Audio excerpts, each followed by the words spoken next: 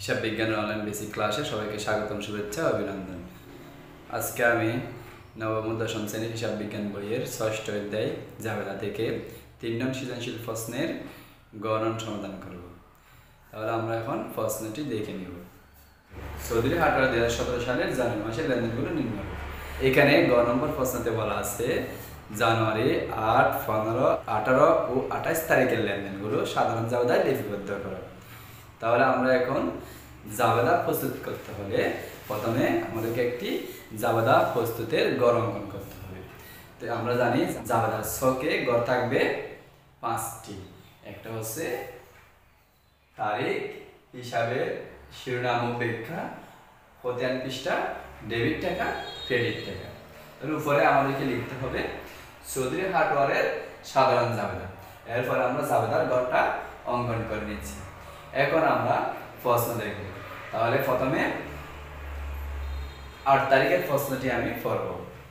৮ তারিখে বলা আছে রাজন ট্রেডার্সের নিকট থেকে ৪১,৫০০ টাকার পণ্য ক্রয় করে চেক প্রদান করা হলো।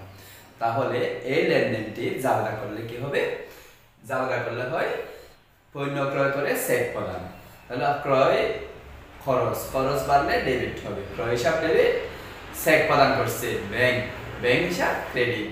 তাহলে জাবেদা করলে হবে ক্রয় হিসাব ডেবিট, ব্যাংক হিসাব ক্রেডিট। ৪১,৫০০ টাকা, ৪১,৫০০ টাকা। এখন ব্যাখ্যা লিখতে হবে পণ্য ক্রয় করে চেক প্রদান করা হলো।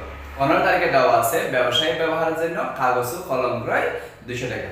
আমরা জানি কাগজ, কলম, রবার, পেন্সিল এগুলো হচ্ছে মনিহারি হচ্ছে খরচ বাড়লে ডেবিট হবে। তাহলে এই লেনদেনটি জাবেদা করলে হবে মনিহারি হিসাব ডেবিট, নগদান হিসাব ক্রেডিট।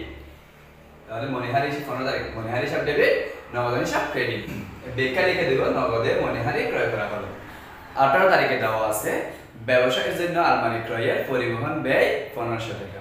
আমরা জানি যখন প্রতিষ্ঠানের জন্য সম্পত্তি কিনবো বা ক্রয় করব, সেটি ক্রয় করার সময় যদি আনুষঙ্গিক খরচ থাকে, অর্থাৎ পরিবহন খরচ, বহন খরচ, প্যাকিং খরচ, এগুলো হচ্ছে আনুষঙ্গিক খরচ।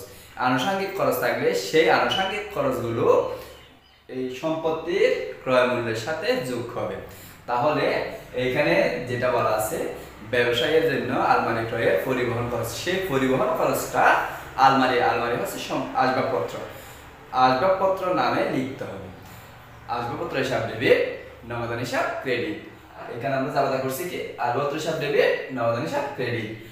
ব্যাখ্যা লিখতে হবে আলমারির পরিবহন খরচ নগদে প্রদান করা হলো ১৫০০ টাকা লিখে নিছি। ২৮ তারিখে বলা আছে ব্যক্তিগত প্রয়োজনে পণ্য উত্তোলন ৮০০ টাকা।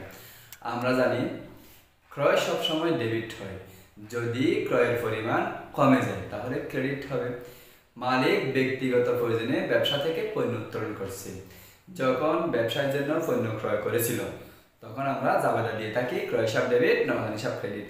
যখন সে ক্রয়কৃত পণ্যগুলো ব্যবসা থেকে মালিক ব্যবহারের জন্য নিয়ে যাবে তখন ক্রয়ের পরিমাণ কমে যাবে। আর এটা জাবেদা করলে হবে উত্তোলন হিসাব ডেবিট, ক্রয় হিসাব ক্রেডিট।